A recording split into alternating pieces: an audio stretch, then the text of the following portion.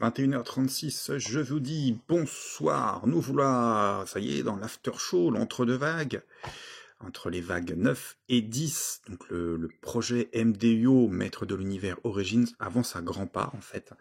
Déjà vague 10, on arrive à, je sais pas, à peu près 120 vidéos, du coup, puis on se régale à chaque fois. Alors, ce programme, je vous fais le programme donc de l'entre-deux vagues, elle sera fournie, il y aura beaucoup plus de vidéos que d'habitude. D'ailleurs, en fait, il y a même plus de vidéos que dans les vagues. La raison en est, ça va être les reviews Field of Eternia qui sont très très chronophages et qui demandent beaucoup de temps d'étude des règles. Comme d'habitude, moi je vous dis tout, j'essaie de décortiquer au mieux, donc MDUO c'est vraiment aller au fond des choses. Voilà un des concepts clés de cette chaîne. Côté figurines, avant toute chose, on va avoir Grizzlor, comme vous le savez, publié par Mattel Création, une publication assez controversée, le 10 septembre 2022. Derrière ça, on aura une vidéo un petit peu spéciale, une vidéo pour le fun, pour le plaisir, où je vais comparer tous les Grizzlor. La fameuse review Master of the Universe Origins, Iman, 40e anniversaire, le pack de 4, vous savez, avec Musclor Filmation, Musclor New Adventure, j'en passe et des meilleurs, on verra les deux autres après, 2000X et puis CGI. Et puis pour terminer, une troisième vidéo consacrée aux figurines, c'est celle de la seconde publication de Wundar. Je vous en avais parlé dans la dernière entre-deux vagues, il me semble, ou l'avant-dernière plutôt. Et le 30 septembre 2022, Wundar a été remis en vente suite au mécontentement des fans. Un mécontentement qui ne cesse de croître avec, rentre dans le vif du sujet, ce Grizzlor. Puisque Grizzlor avait d'abord été publié une première fois via Mattel Création, mais uniquement en pack de 4, un Black Grizzlor, tout le monde s'était régalé, tout le monde avait trouvé le concept bien. Le pack de 4, c'est que des figurines un peu spéciales, Hordak et bleu, il y a deux Horsemen, vous vous souvenez, un rouge, un noir, et puis ce Black Grizzlor. Et tout le monde attendait Grizzlor régulier en figurine régulière, en retail en fait. Vous savez, qu'on peut trouver dans tous les bons magasins. Dans nos magasins préférés en fait. Et là non, c'est le drame en fait.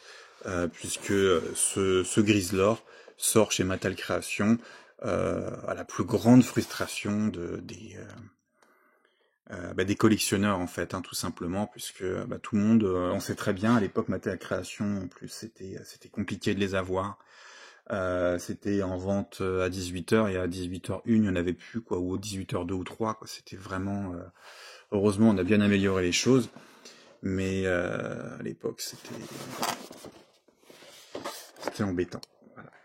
Donc un logo de la Horde ici, The Evil Horde, sur cette brown box qui protège le blister, une illustration de Axel Jiménez After Frazetta. Alors là par contre je vois pas l'image d'origine, mais c'est certainement du Conan. Hein.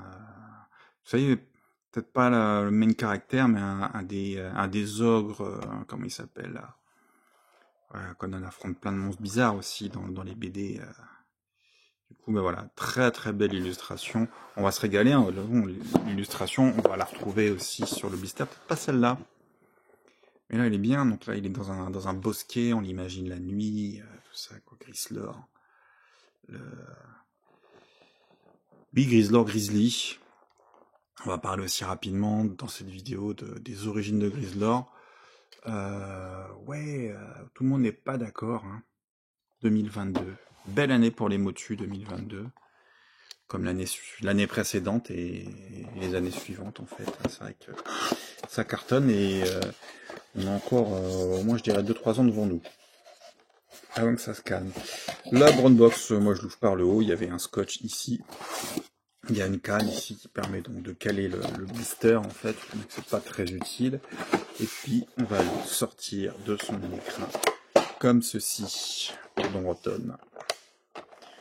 Voilà. Alors, nous, for 22, 6 ans et plus, le point s'il vous plaît, merci. Master of the Universe, Grizzlor, Eri, Henchman of the Evil Horde, l'homme de main poilu de la Horde sauvage. Ah, c'est pas la même illustration, ça en est une autre, hein, dans la précédente. Ah, du coup, on sait bien, on se gave, hein. Ce gave-là, dans la précédente, il avait les mains vides, et puis ici, on voit, il a son arbalète verte. Moderne posing rétro play, puis on voit que c'est pas le Black Grizzlor tout de suite. Hein. Hop. Et le voilà, tant attendu. Bah, de toute façon, on peut regarder rapidement sur ces quelques photos. Donc le prix était pas fou, 18$, 19 € je crois. Moi j'en avais pris 2, plus les frais de port. J'en étais tiré pour environ 50 balles. Mais ouais, ça le fait bien. Il y avait de l'engouement autour de cette figurine, mais non, pas en Mattel Création. Elle aurait dû être proposée en blister standard. C'est pour bien rendre hommage à la gamme d'origine en fait. Hein.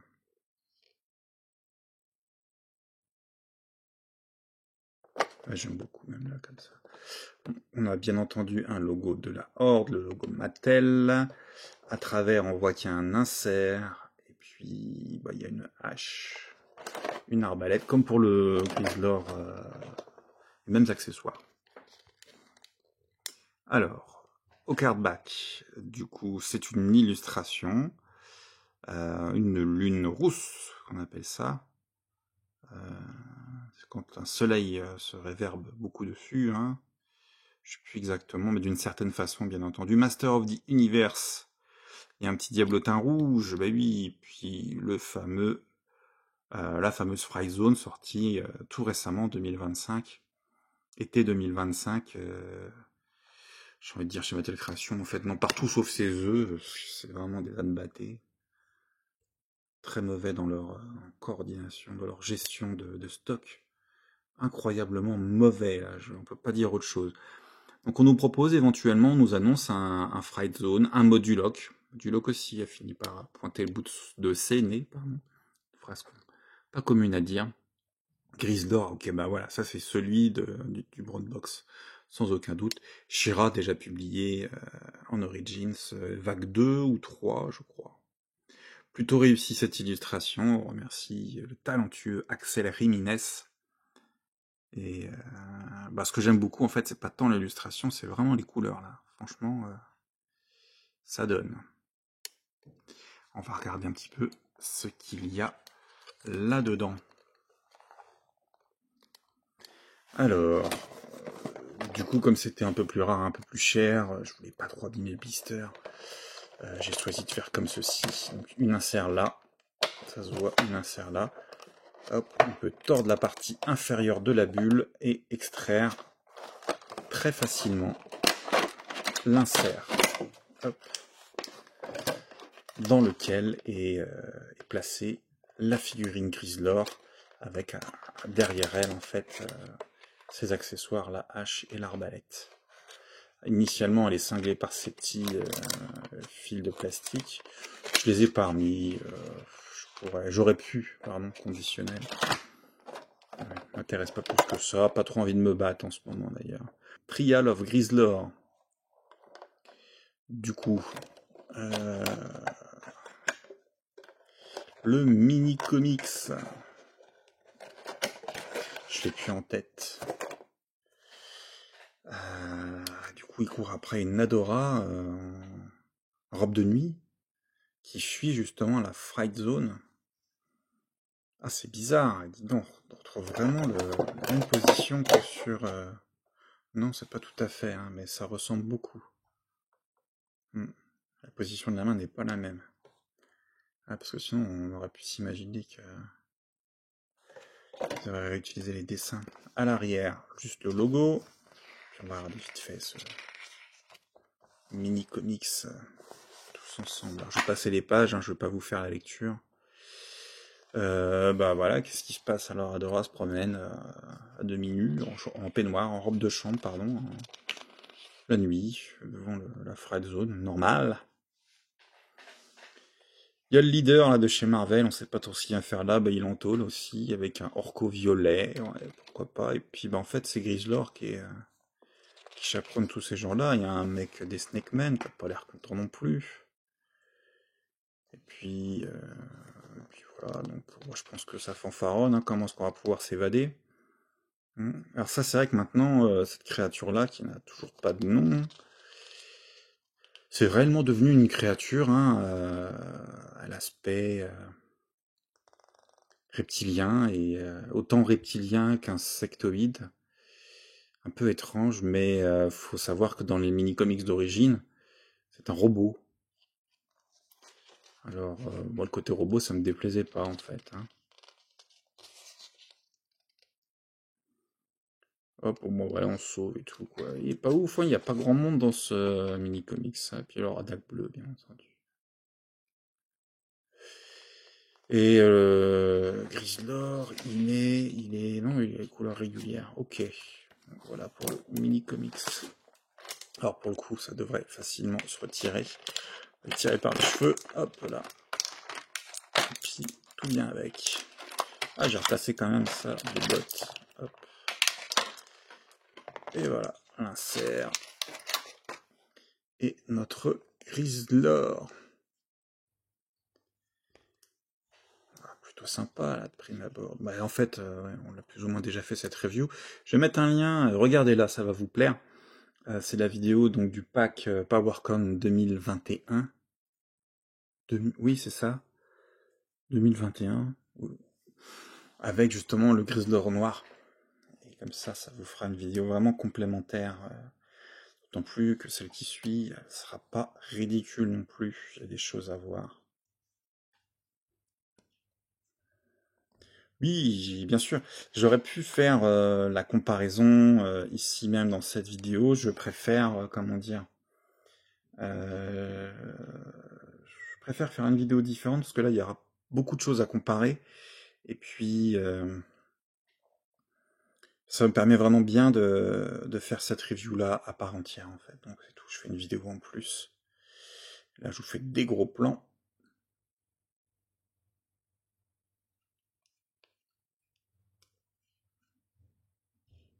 Ah, c'est vraiment super, ça rend très bien.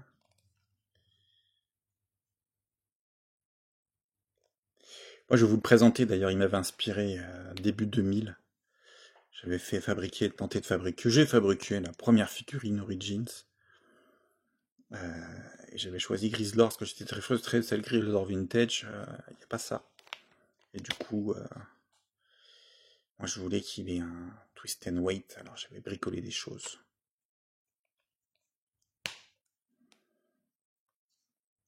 J'avais même une tête rotule, je crois. Je vais essayer de vous retrouver ça. Il n'y a pas les accessoires du coup parce que ils se partageaient les mêmes qu'avec mon Grislor régulier, le vintage, quoi. Et puis voilà, justement, côté accessoire pour lui, bah, il vient avec une hache à la Ramman, en fait, hein, ou une hache aussi, comme on avait vu pour Grislor le noir. On peut éventuellement mettre un truc dedans. Pour Ramman, c'était le manche de son autre hache. Vous savez, il a une hache façon coupe du bois, c'est vraiment une hache d'arme, une hache de bataille. Vraiment énorme, une hache comme ça, proportionnellement, avec un grand gaillard de 2 mètres. Combien ça fait, Grislor? C'est un sacré Golgoth quand même. Ouais, je sais pas, cette hache-là, 8-10 kilos, quoi, j'en sais rien. Enfin, bon, bref. En gros, un gars régulier comme nous donne un coup avec, après, on a mal au coude. Une main ouverte, une main fermée, c'est la main gauche qui est préhensile, donc encore un gaucher. Il va vraiment falloir que je fasse une étude là-dessus, moi. J'ai vraiment l'impression qu'il y a beaucoup de gauchers parmi... en fait, peut-être pas beaucoup, je dirais pas beaucoup, mais la proportion semble plus élevée chez les habitants, les natifs d'Eternia, en fait, que sur la planète Terre. J'ai l'impression qu'il y a plus de gauchers sur la planète Terre. Désolé, moi j'ai toujours des petites réflexions scientifiques. Voilà pour la fameuse crossbow. Donc c'est pareil, c'est la même que pour toutes les arbalètes de la Horde, façon Master of the Universe Origins. Un petit peu dommage. Et du coup, main ouverte parce que, il est peut-être pas, il est plutôt ambidextre. Enfin bon, moi je manierais plus le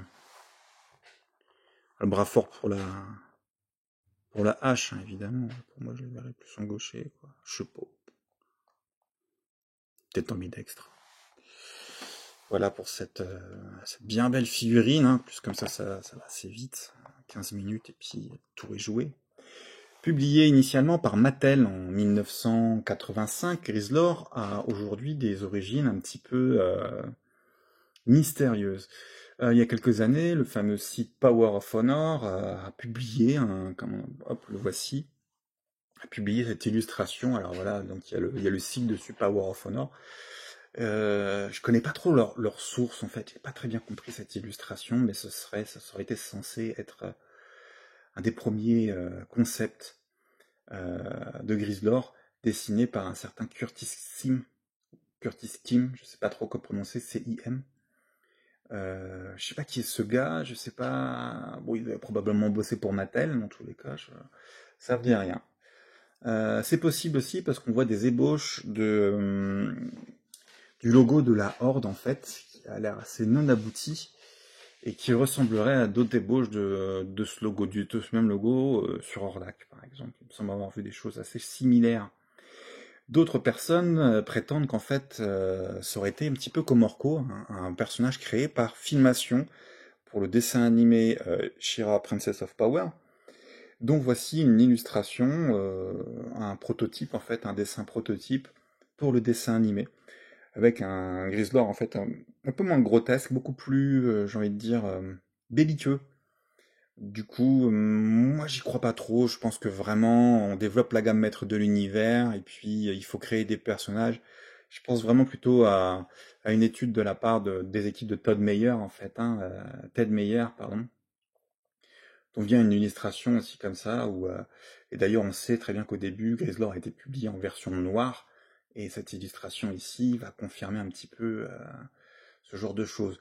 Si ce n'est que aujourd'hui on est obligé de parler de ce early concept aussi, des équipes de Ted Meyer, où Grizzlor en fait a des origines un petit peu éléphants en fait, je sais pas trop, les éléphantidés, voilà, et encore d'autres choses.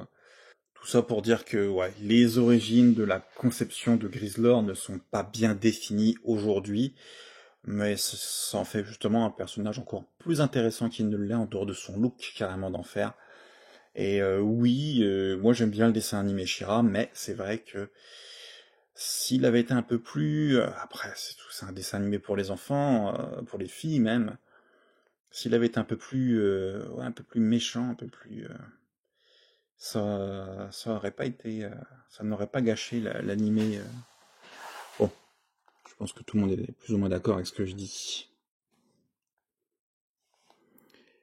Grizzlor qui va rejoindre donc, grâce à cette 9e vague, Leash et Mantena. De mon côté, je vous retrouve très rapidement pour encore une fois Grizzlor et cette fameuse vidéo de comparatif. On va s'amuser tous ensemble.